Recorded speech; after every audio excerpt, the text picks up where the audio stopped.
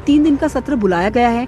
हृदय नारायण दीक्षित ने कहा कि सत्र के दौरान सभी सियासी दलों ने सहयोग करने की बात की है। सत्र के पहले दिन दिवंगत चेतन चौहान और कमल रानी वरुण को श्रद्धांजलि दी जाएगी। मेरठ में कल हॉरर किलिंग के मामले का सामने आया था, जिसमें हॉरर किलिंग की कोशिश की गई थी। न्यूज 18 ने इस खबर को प्रमुखता से दिखाया था और आज हमारी खबर का बड़ा असर भी हो गया। बेटी की हत्या की कोशिश करने वाले गिरफ्तार कर लिए गए हैं। देखिए रिपोर्ट। मेरठ में हॉरर किलिंग की कोशिश का मामला सामने आया है। महमूदपुर गढ़ी गांव में युवक ने अपने जीजा के साथ मिलकर बहन की गला रेतकर नहर में फेंकने की कोशिश की, लेकिन लोगों के पहुंच जाने से आरोपी उसे गंभीर हालत में छोड़कर फरार हो गए। युवती का दूसरी जाति के लड़के से प्रेम प्रसंग था, जिसके चलते उसके परिजन नाराज चल रहे थे। थाना किटौर के ग्राम महमूदपुर गढ़ी में जो लड़की घायल अवस्था में मिली थी, उनको भी डॉक्टरों द्वारा खतरे से बाहर बताया गया है और इन्होंने जिनको इस कृत्य में शामिल बताया था, इनके सगे भाई और इनके जीजा को, उन दोनों अभियुक्तों को भी थाना किटौर पुलिस द्वारा गिरफ्तार कर लिया गया। अब न्यूज 18 ने इस खबर को प्रमुखता से दिखाया तो पुलिस हरकत में आई और दोनों आरोपियों को गिरफ्तार कर लिया। आज भी हमारे समाज में हॉरर किलिंग जैसी घटनाएं सामने आ रही हैं, जो काफी शर्मनाक हैं। अफसोस कि वक्त बदलने के साथ लोगों की दकियानूसी सोच नहीं बदल रही है। निखिल अग्रवाल, न्यूज 18 मेरठ।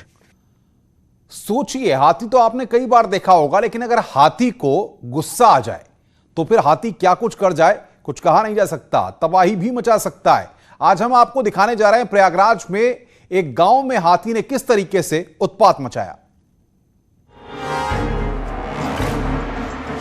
बिजली का पोल तोड़ने से ही हाथी का गुस्सा कम नहीं होता, जिसके बाद हाथी दूसरे मकान की ओर रुख करता है, जहां मकान के अंदर एक बाइक खड़ी है, जबकि खेत में दूसरी बाइक खड़ी है।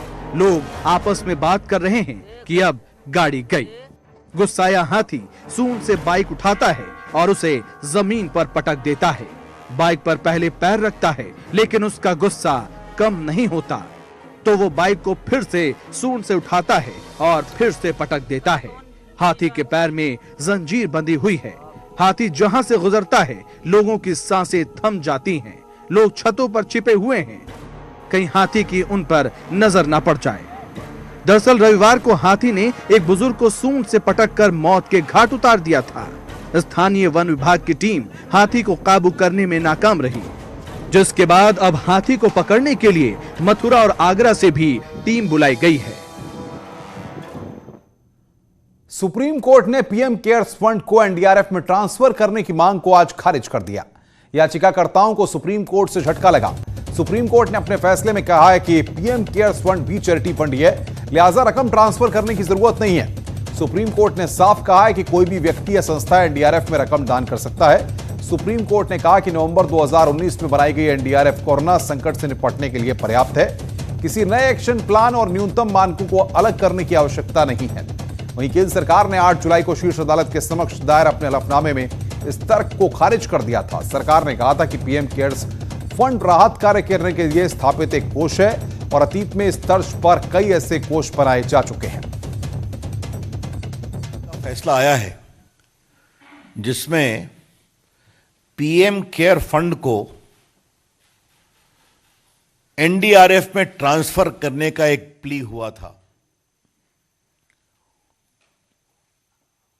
और यह बार बार विरोध किया गया था कि पीएम केयर्स को मिला दिया जाए। सुप्रीम कोर्ट ने लंबी बहस सुनी थी, उसमें कई ऐसे वकील लोग भी थे जो प्रामाणिक रूप से मोदी सरकार के कई विरोध के केस करते रहते हैं, ये उनका विवेक है। आज सुप्रीम कोर्ट ने अपने रिजर्व जजमेंट को सुनाया है। वहीं सुप्रीम कोर्ट के फैसले पर मुख्यमंत्री योगी आदित्यनाथ ने भी ट्वीट किया। कोरोना काल में आमजन का सहारा बने पीएम केयर्स के संबंध में कुप्रचार कर रहे स्वयंभू बुद्धिजीवियों को माननीय सुप्रीम कोर्ट ने आईना दिखा दिया। पीएम केयर्स जन संपत्ति है, जनहित में ही इसका उपयोग हो रहा है। ओछी राजनीति के लिए राहुल गांधी और स्वयंभू बुद्धिजीवियों को जनता को जवाब देना होगा। यह ट्वीट यहां पर उत्तर प्रदेश के मुख्यमंत्री योगी आदित्यनाथ के द्वारा किया गया।